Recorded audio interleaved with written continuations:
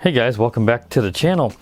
Well, as you guys can see, I got a new RC truck here on the table today. This is a new 4x4 truck from Bezgar.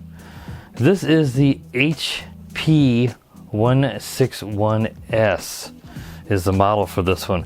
Now, if this looks a bit familiar, yeah, this is a rebranded MJX Hypergo truck, which I also reviewed a similar version of that truck from Hosum recently. But there's a bit of difference between this, aside from the fact that, you know, there are several of these rebranded versions out there with different sellers, and they include different accessories. And this one has a little different accessories compared to the Hosum one. But the biggest difference is this one is powered by a 3S Lipo pack, whereas the Hosum and many of the other ones only use 2S. 3S is going to give you a lot more speed, and that was already pretty darn quick. Now this one doesn't have the GPS module, just like the Hosum one doesn't. You could always add that later on. The GPS module allows you to get a top speed reading connected by Bluetooth to an app on your smartphone. This doesn't. Really, that's not a big deal, because these trucks, once you get the top speed, you know, there's not much else you can do. You already know the top speed. So like if you get the 2S, you got 3S, well yeah, then you could get the new speed. But once you get that top speed, there's not much you're going to do, and then it sort of becomes dead weight on the vehicle. So to me, it's fine. Cut costs, reduced it a little bit, and don't include the GPS module. So anyway, let's just briefly go over everything you get here. You get the you get a USB charger. Looks like you get a wheel wrench in there and a Phillips screwdriver. So this is going to charge off of the balance plug on that modular style Lipo pack, which I'll show you guys here in a moment. You do just get one in this car, but it's a 3S compared to 2S. Some other sellers give you multiple 2S packs, but a 3S again is going to be better for a lot of people who really want to get the top speed. And you get a wheelie bar. Now the wheelie bar on the 2S versions is really not necessary as far as I can remember. I do have the brushed powered version of the MJX Hypergo, and then like I said, I have that brushless version like this from Hosum. But when you go to 3S, this is probably going to be needed considerably more. So going to definitely put this on before you drive this one with 3S, because I think it probably will be needed, but we won't know until we get outside and we check. And then they give you some AA batteries for the controller. These are just like heavy duty. I don't think these are alkaline, but if you need batteries and you're in a pinch, at least it comes with them. That's nice. But I would probably swap those out for some alkalines just to make sure that they last longer when you do get a chance. And let's just briefly show you that here is the box. So it looks like, you know, it's pretty sharp, and it has a model number and stuff. We don't need to look at the box too much. Again, this one's a little bit different in terms of what's included. You know, some of the other sellers give you different accessories, extra bodies, extra batteries. Bezgar is really focused on that 3S Lipo, which is a lot more expensive than the 2S. And that is why, you know, they may have some different accessories compared to some different sellers of this truck. You have that really cool white LED light strip on the front bumper of this truck, which I think is really fantastic look, especially if you're driving it in low light or dark. I already have the body clips taken off this, so I can easily remove it here during this quick review. I'm not going to make this review very long, because again, this is pretty much identical to the MJX version, aside from this 3S Lipo, which is right here. This is like a modular looking style 3S. To get the battery out, you turn this little dial, I guess you could call it, lift this up, and then out it comes. And there is your 3S Lipo. Let's see if I can read it here. It's 1050 milliamp hour. And again, it says it's 11.1 volts, so it's a standard 3S pack. You have your Dean's connector here on the side, and that balance plug, which you can see is larger because it's a 3S. So the charger will plug into here if you use the stock charger. If you use an aftermarket one, obviously you plug in both of these, and you can charge this up a lot quicker and get a better charge using a hobby grade charger. Otherwise, again, it's pretty much identical. You've got oil-filled shocks on this. It looks like this is a plastic body on these shocks, but these, you can adjust the spring tension and stuff on these, and these do pretty good. I mean, you want to see oil-filled shocks. You can see when you drop it there, there's no bounce or anything. You got nice bumpers on the car. The tires, you can hear some air, so there doesn't appear to be any foam in there, unfortunately, but that's not a huge deal. And your turnbuckles or tie rods here are metal on the car. Let me see if I can get a better view of that. So that's really nice. Those are not going to likely bust. You've also got all full metal dog bones and cups all the way around on the car. And here is your brushless motor in here, just like the rest. And it has, it says brushless on the side, and it actually has a KV, which is 4,200 KV is the rate. I was trying to find that on the listing of Bezgar's site to confirm it's the same. And I didn't know that they were just giving the motor size, which I think was like 2845. But 4,200, so that's gonna move pretty good on 3S. My goodness, this thing could be crazy fast. Putting 3S on a 4,200 kV. But it's nice you do have this full power, cooling fan here. It's not just passive. You got both. You get some passive fins and the actual fan to blow away the heat. And you have a full RX, or a full receiver that's separate from the ESC. The ESC is right here. You can see the 3 wires from the brushless motor coming in. But here is your receiver, for the controlling the ESC, also controlling the front steering, which is going to be right here. I got the car backwards. And I think one of them plugged in is probably powering the LED lights, is what I would guess. Just looking closely here, digging through, I think. We'll have to look. It could be powering the cooling fan actually, and then the lights may be powered off the ESC. We'll have to see. But again, it's all the same. There's just pretty much identical to all the other kits out there for this truck. So yeah, that's just about it. Let's take a quick look at the controller. This controller is also the same as the MJX. You've got a function button here on the side, which I'll have to look and see. I can't remember if that maybe turns the lights on and off. You have a couple buttons like that. You've got your steering trim right here. Nice foam grip wheel. Your throttle and your reverse and brake here. And you've got your on and off between off here and 70 and 100% on the speed. So if you get this for someone younger, they can start out with 70% speed in the middle here, and then they don't have to worry about top speed, which on this 3S one, that's going to be really quick. So again, if you're just starting out on 3S with this, I expect the top speed's going to be pretty high on this. So I would suggest using the 70% at first. I'll obviously show both rates here when I do get to the driver view on this.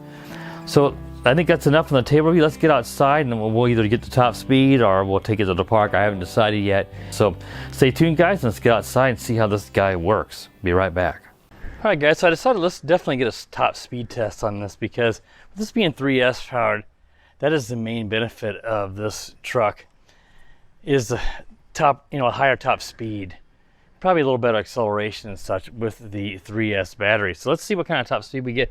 Again, I got my Milan GPS reader here in the rear, and these things are pretty accurate. They do take quite a while to get an accurate reading, but boy, I'll tell you what, I put it down on the driveway here and just gave it a little acceleration, and obviously the wheelie bar is absolutely a must.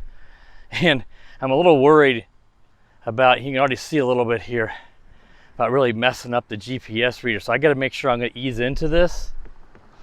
So I'm not going to floor it, because it absolutely is going to ride a wheelie here on the 3S, which is why I said I thought this wheelie bar was going to be necessary on 3S. So let's just ease into it.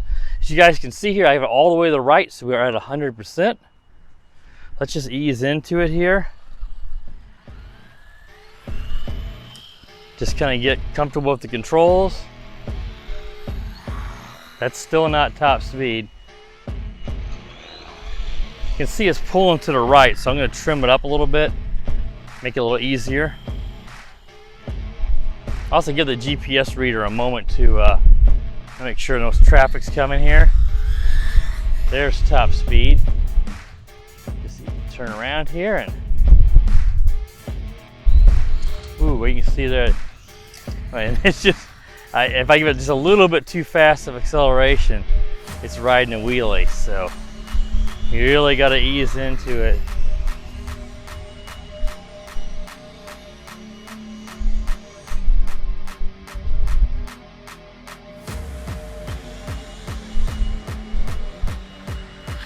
Whoa! I do not want to mess up the GPS reader, so boy, look at that. He does not take much You've really got to ease into it. I'm still not at top speed there on that pass.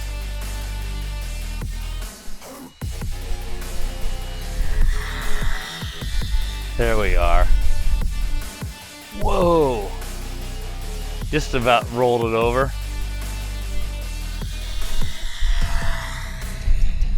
There we got top speed. I don't want to ruin the GPS read. You do want to ease in on these top speed runs. Just gonna tap the brakes.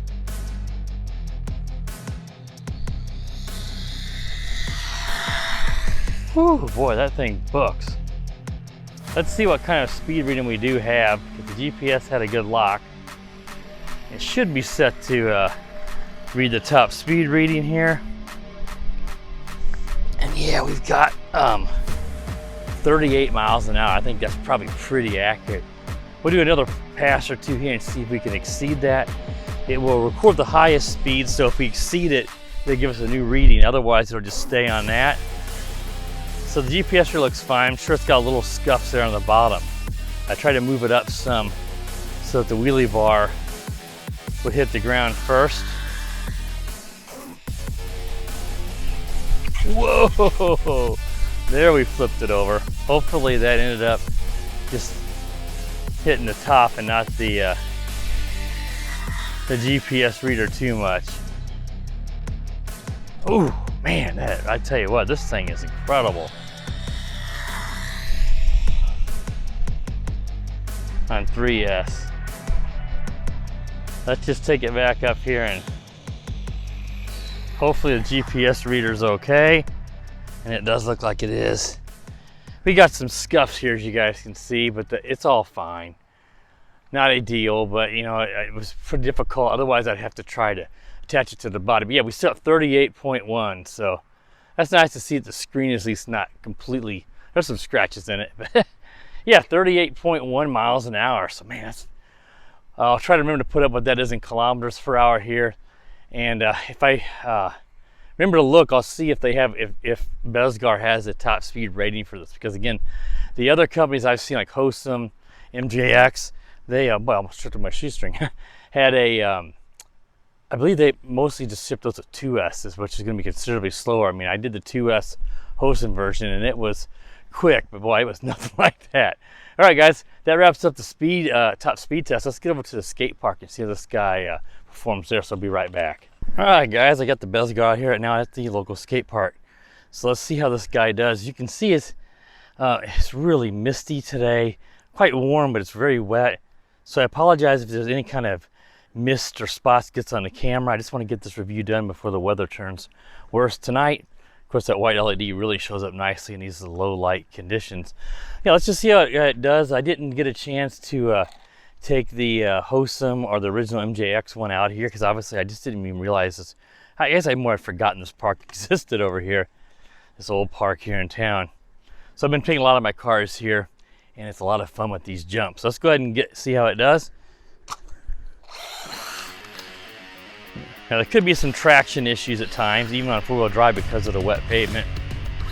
As you guys saw a moment ago, we got 38.1 miles per hour or 62.3, or no, excuse me, 61.3 kilometers per hour. And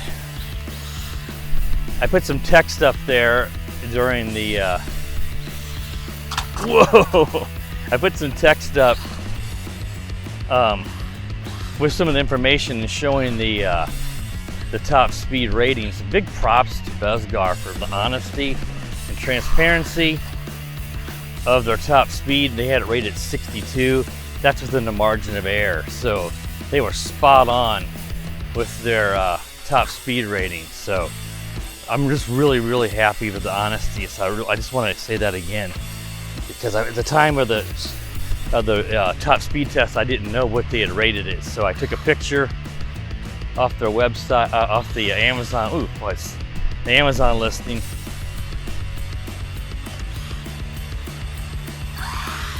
Whoa, that was cool. Yeah, we are. Oh, good. There we are. Gotta take a picture of the Amazon listing there of what they actually had rated, so I was just real happy with that. All right, enough jibber jabbering on that. Let's just see how this guy does. Whoa! It's really having trouble with traction because of the wet conditions. Now this is the same 3S, same charge in a 3S pack. So, you know, it's not fully charged. That's not going to affect the speed right now, but it may not run as long because obviously I had several minutes there. I ran it yesterday. Yeah, there's definitely going to be some traction issues with the water, so keep that in mind. If it looks a little slower, it's just because it's spinning out so much. This is pretty cool, this concrete piece here. You can really kind of get up on these and do that kind of stuff.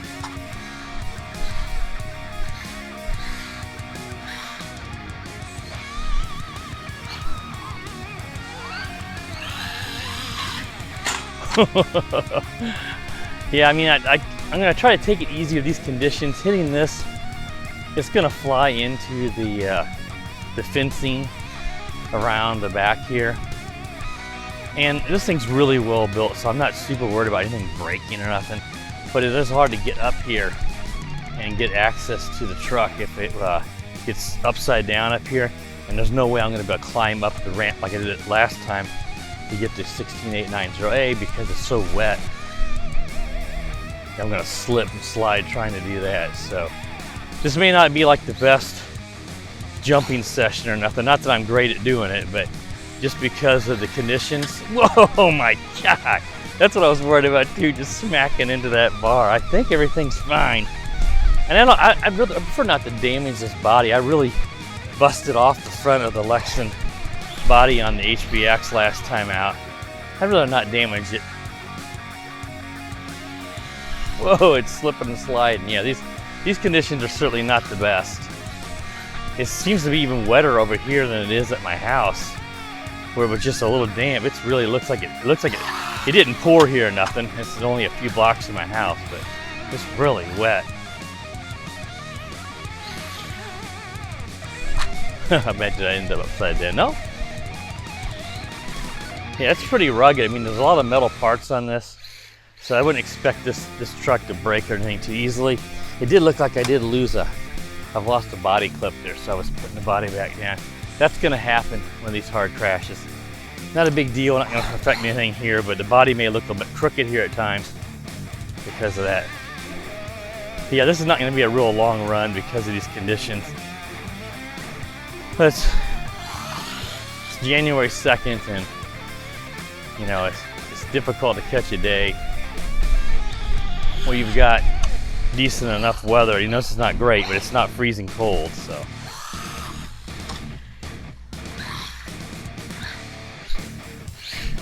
But yeah, on 3S, I think this is just gonna be fine over here. But 2S would also be fine. If you saw the Hosen version on 2S, it was really good just for bashing because it doesn't ride wheelies as easily. And so we can't even really get up the ramp. Under normal conditions here, I can take off and get up this ramp with all the cars I brought over here, and it's just too wet. But it's really making it fun for like spinning out and stuff.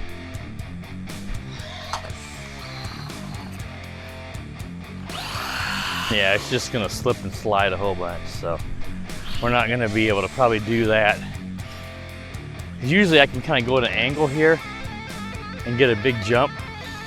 We might be able to see if we can do it from the concrete, because the concrete, obviously, just push the body back down here, but I know it's just gonna pop right back out. Yeah, I don't know where I lost that body clip. You get a little better traction here on the concrete, so. Okay, there we got it up there. I don't know if I'm gonna don't wanna get stuck up here. It looks like it is. I think I can walk around back and push it out. The wheels will pop down below the fence. Someone left their Vans cap here. Oh, that was cool. Did a nose dive and came down on its nose.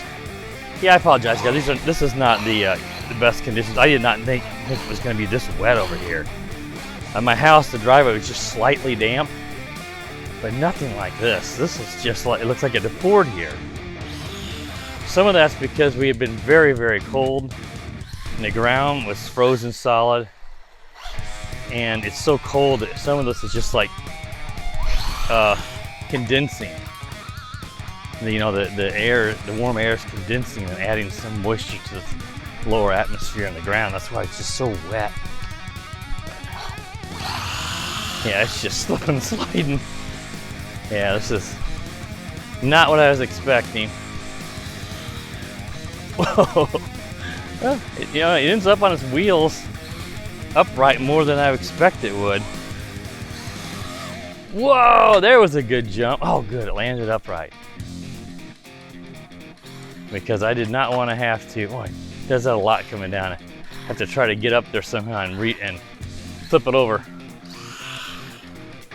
But yeah, they give you extra body clips, so I'll replace that body clip when I get home. But the truck looks, aside from, wait, you can see it really smashed that other one in. What probably happened is when I hit the fence over there, it may have hit this somehow too, and it's pushed these up.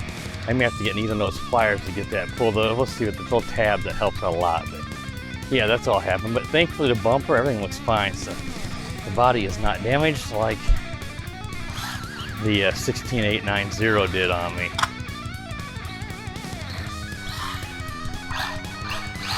Because I mean, your cars are they're gonna end up with some damage. That's gonna happen.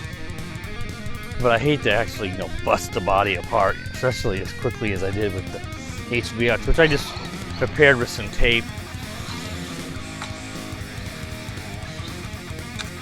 Oh, that flipped over. I think I can reach it. You got to do what you got to do whenever it's this time of the year.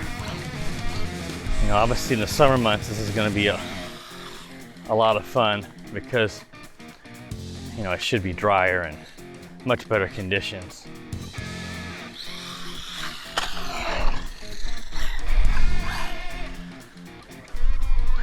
And I think on this ramp, first one really was sheeted up high.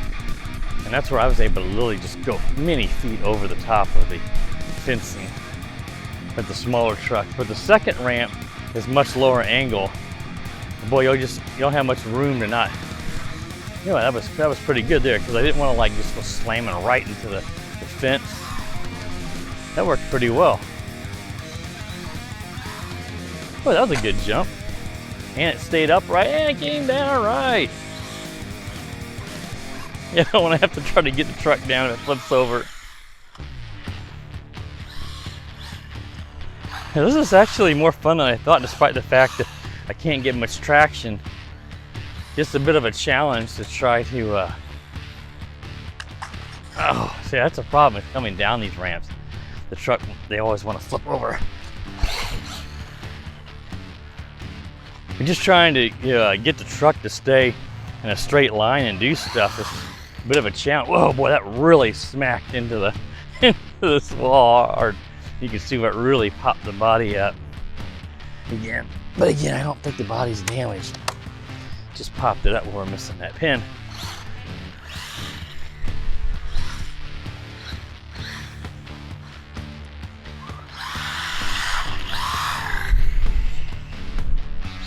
Oh, yeah. I think the only thing worse conditions would be coming over here if there was ice or snow. I think that'd be pretty much impossible to drive around here. But I'm just gonna ease it up. Okay, I'm not gonna do full speed. This 3S is really fast, but with these conditions, oh geez, did it again. It is very difficult. Every truck I brought over here, it's not just this one. So if you're watching other videos where I've come over here, just coming down these, this is made for skateboarding. It just doesn't, they just don't want to go down it. They flip over. That's kind of fun. Ooh, ooh, yikes. That was a hard crash. Everything looks fine.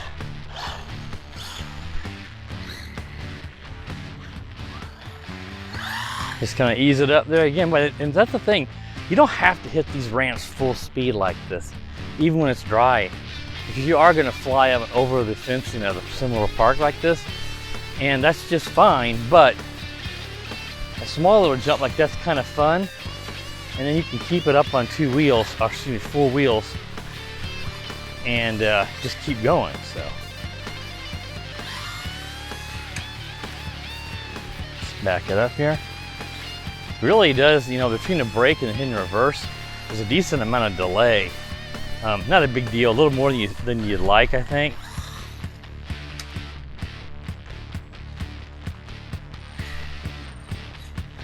Yeah, we did it again.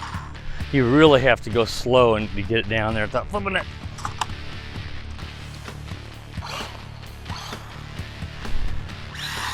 Oh man, I tell you what, every time I come here and try to go through these areas like this, it's like my cars are a magnet for the railing. I always seem like I always end up hitting the rail, like every time. Oh, I did flip it over. See if we can make it up this one here before we wrap up the video. Yeah, I just kind of eased up and obviously didn't get the same kind of a jump. Oh, the truck can make it up pretty easy even in these conditions.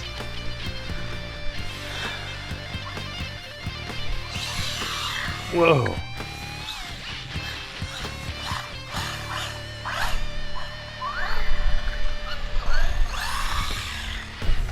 Oh, that didn't sound good. I don't know where if it's upright. Oh yeah, it's upright. Lucked out. Oh boy, I tell you, there's a heck of a lip here to get onto this, and it is not easy to get these vehicles up onto here. They want to flip over. Yeah, the oil-filled shocks on this certainly are helping out as well, and just a really good construction quality of this. I gotta tell you what, MGX is, you know, that makes this. They're the original manufacturer of these vehicles here, the HyperGo series. They have many of them come with the GPS module to get the top speed rating, and this is their first RC cars, because they're known for drones, especially their Bugs series. When they first came out with the Bugs 3, Bugs 2, were just phenomenal drones, especially the Bugs 3. I still have mine. Then they kind of slacked off. I don't know how to say. They had a lot of drones that just weren't that great. They just were having trouble replicating that early success. But I tell you what, their first RC car, man, they did really well because they didn't cheap out. And it started with the brush. They went with the brushless. And they just went with higher quality parts, you know, all these metal dog bones and metal tie rods, and just they didn't cheap out, and yet the cost is not like insanely high. So they did good on this. So big props to MJX, and of course Bezgar here for rebranding and offering the 3S one, which MJX also offers a 3S, but many other ones sellers like Hossam is just 2. But yeah, this is a fantastic little truck. Just so well built. You can see where the body's popped up over the bumper here, but I can fix that. That's just from some of the crashes. But yeah, I mean, this is just an awesome little truck. Highly recommend it. If you're interested in this, be sure to check the video description. I'll have a link to the Amazon listing for Bezgar. I think this was around $170 after you clip the $30 off coupon. That's what it was when I checked it a few days ago. Not bad. You know, on Amazon, the vehicles like this are usually a little higher. So, you know, it's not a bad price considering it's 3S. And it's really well built. So, if you're interested in this, do check the video description. It'll be a purchase link. As always, that's an affiliate link. It does help support the channel. But it's not much, and it doesn't cost you a cent more if you would like to help support the channel. All right, guys. If you're new to the channel, please consider subscribing. While you're at it, click that bell. That way you'll be notified every time that I do upload a new video. And as always, guys, have a wonderful day and Happy New Year's. The power of the dark side.